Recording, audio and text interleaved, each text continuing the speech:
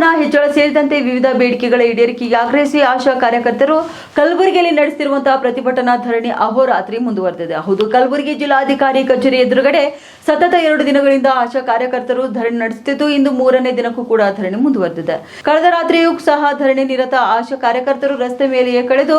ಸರ್ಕಾರದ ವಿರುದ್ಧ ತಮ್ಮ ಆಕ್ರೋಶವನ್ನು ವ್ಯಕ್ತಪಡಿಸಿದ್ದಾರೆ.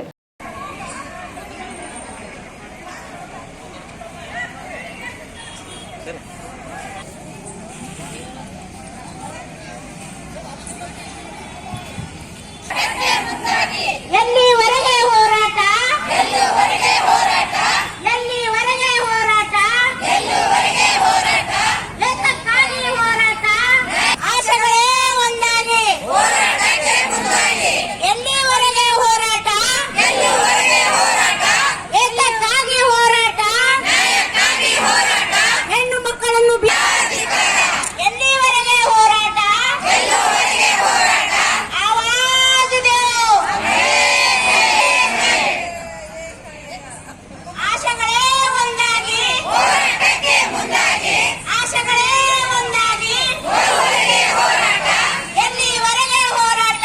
ಎಲ್ಲಿವರೆಗೆ ಹೋರಾಟ, ಬೇಕೇ ಬೇಕು ನ್ಯಾಯ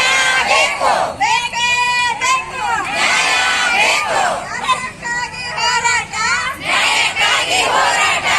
ಅದಕ್ಕಾಗಿ ಹೋರಾಟ, ಕಟ್ಟದುರಿಸು ಸರ್ಕಾರಕ್ಕೆ ಆಶೆಗಳೇ ಒಂದಾಗಿ ಹೋರಾಟಕ್ಕೆ ಮುಂದಾಗಿ, ಎಲ್ಲಿವರೆಗೆ